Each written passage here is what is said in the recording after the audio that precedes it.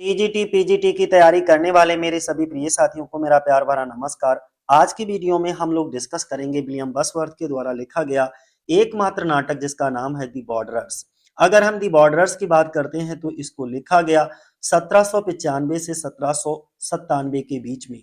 ये एक वर्ष ट्रेजेडी है और इसको किंग हेनरी थर्ड इंग्लैंड के राजा थे, उनके शासनकाल के दौरान इस प्ले को विलियम बसवर्थ ने लिखा। तो चलो शुरुआत कर लेते हैं। सबसे पहला क्वेश्चन हमारा है, who wrote the play the borderers? The borderers play किसने लिखा है? तो सी ऑप्शन हो जाएगा हमारा विलियम बसवर्थ ने। दूसरा क्वेश्चन है हमारा, द बॉर्डरर्स इज बसवर्थ प्ले। द बॉर्डरर्स जो है वो विलियम बसवर्थ का कैसा प्ले है? तो ओनली प्ले का मतलब है एकमात्र नाटक है, इसके अलावा इन्होंने कोई सा भी नाटक नहीं लिखा।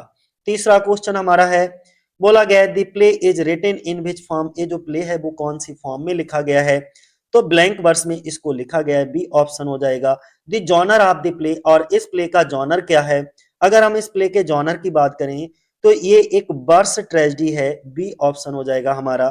पांचवा क्वेश्चन है हमारा, the play is set during the rain of. ये जो प्ले है वो किसके शासनकाल के दौरान लिखा गया? तो हमने बताया किंग हेनरी थर्ड थे, उनके शासनकाल के दौरान इसको लिखा गया, बी ऑप्शन हो जाएगा। William Bosworth wrote the play between, William Bosworth ने ये प्ले कब लिखा? तो हमने आपको बताया था 1795 से 1797 के बीच में इसको लिखा गया।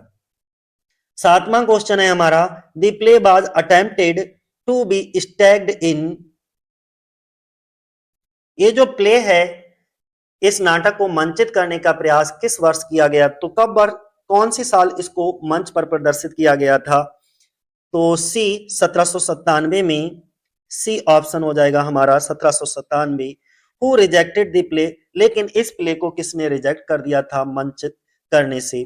तो ये थॉमस हैरिस थे, उन्होंने इसको क्या कर दिया? मना कर दिया, इस नाटक को अस्वीकार कर दिया। सी ऑप्शन हो जाएगा हमारा। 9 नंबर का क्वेश्चन है, Thomas Harris was manager of. ये मैनेजर किसके थे? तो ये किसके? कोवेंट गार्डन थिएटर था, उसके ये मैनेजर थे, बी ऑप्शन हो जाएगा कोवेंट गार्डन थिएटर। 10 नंबर का question, the play was published in. ये जो प्ले है इसके बाद कब पब्लिश किया गया? तो ये प्ले जो है 1842 में इसके बाद इसको पब्लिश किया गया।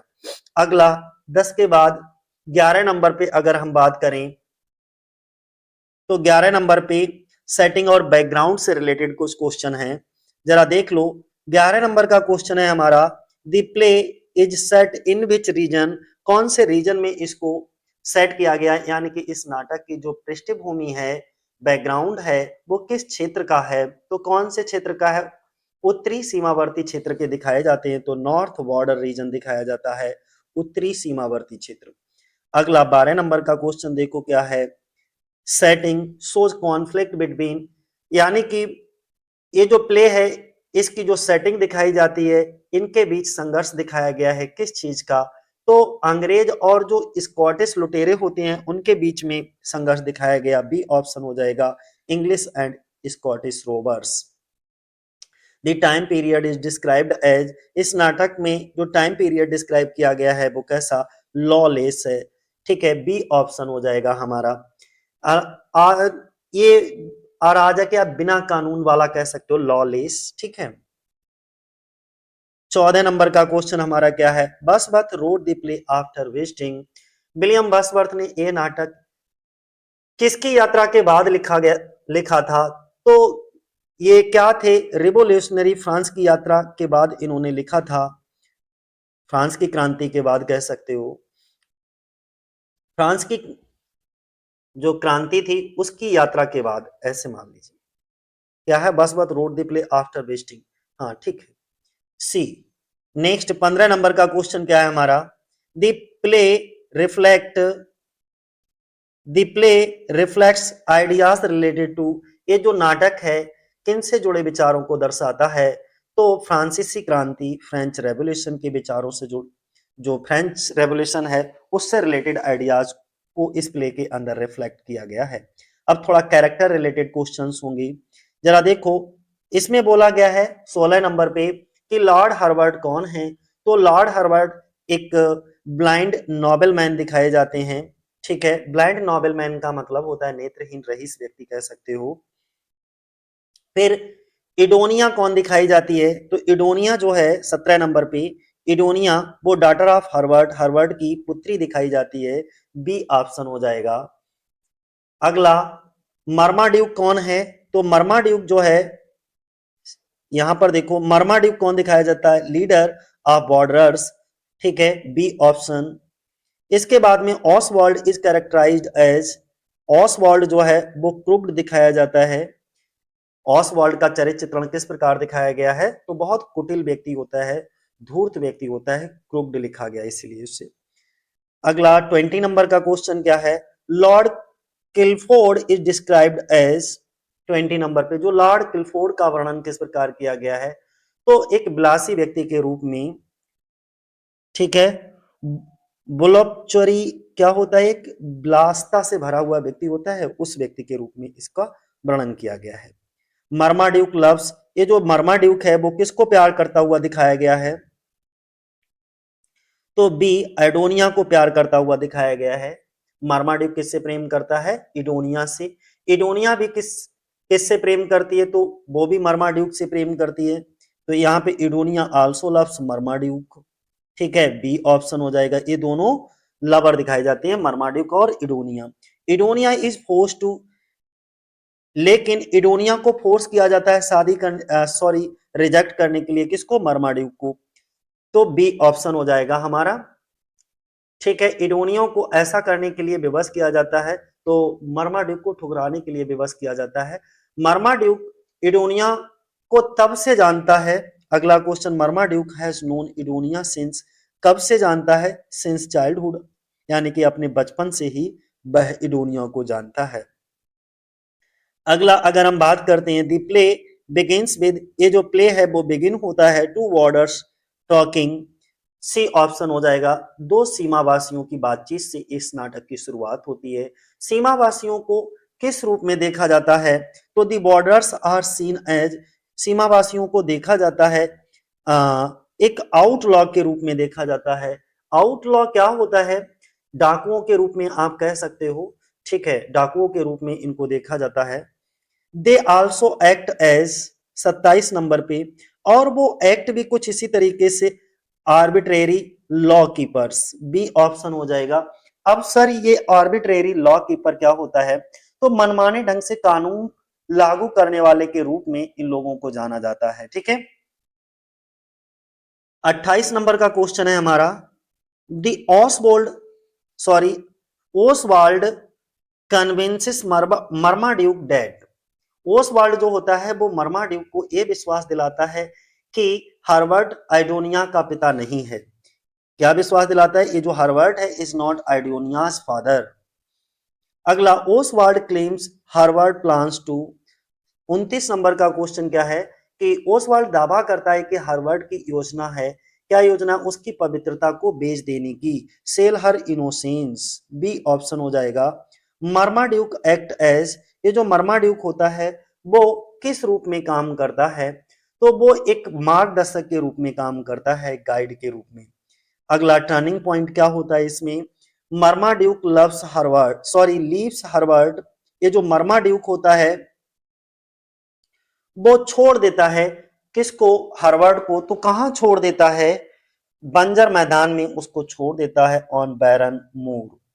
अगला, हिज एक्शन इज मोटिवेटेड, उसका जो एक्शन होता है वो मोटिवेटेड बाई, उसका ये काम किस भावना से प्रेरित है, तो छल की भावना से प्रेरित है, डिसेप्शन, सी ऑप्शन हो जाएगा, छल।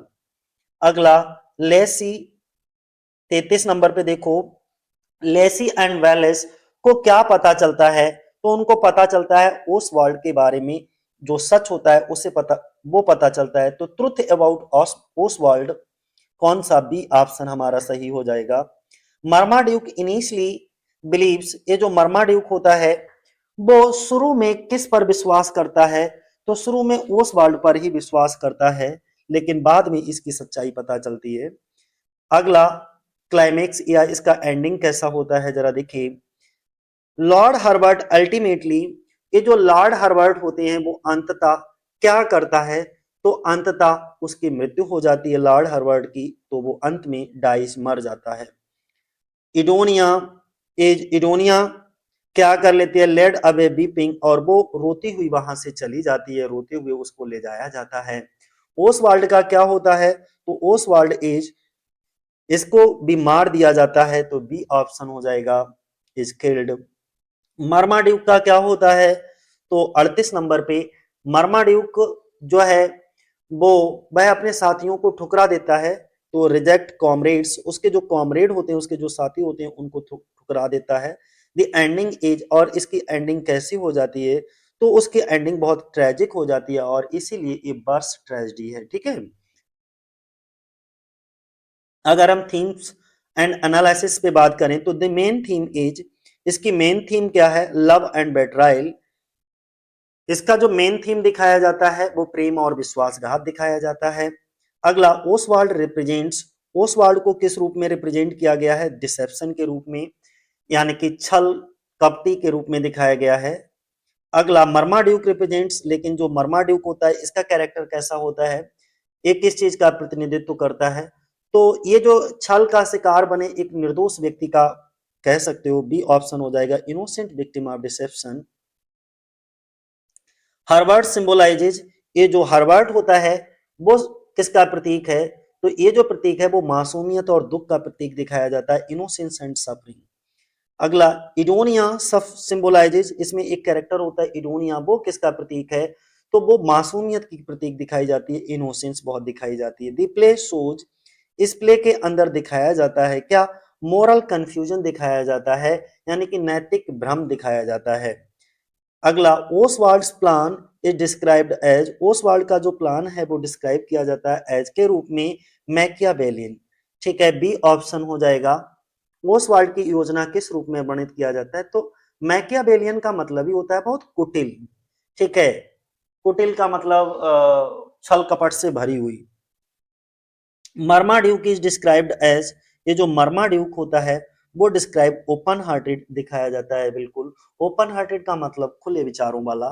ठीक है, दिखाया गया समाज, इस प्ले के अंदर जो सोसाइटी दिखाई गई है वो कैसी सोसाइटी दिखाई गई, समाज कैसा दिखाया गया है, तो लॉलेस दिखाया गया है। लॉलेस का मतलब होता है अराजक या बिना कानून, किसी भी कानून को ना मानने वाले। ओसवाल्ड जस्टिफाइज एक्शंस लाइक, जो ओसवाल्ड अपने कार्यों को किसके समान सही ठहराता है, तो फ्रांसीसी क्रांतिकारियों के समान जो है वो अपने कार्यों को जस्टिफाई करता है, तो फ्रेंच रेवोल्यूशनरीज। अगला, Marmaduke Marmaduke tragedy is due to, 50 number पे है, मर्माड्यूक की ट्रेजेडी का कारण क्या है, तो बी धोखा हो जाएगा, डिसेप्शन, बी ऑप्शन हमारा। फाइनल लाइन एंड कंक्लूजन की बात करें, तो Marmaduke ends in the play with, जो मर्माड्यूक होता है नाटक के अंत किस भाव के साथ करता है, तो बिलाप और शोक, यानी कि इसीलिए इसको ट्रेजेडी बोला गया, बस ट्रेजेडी यानी कि लेमेंट।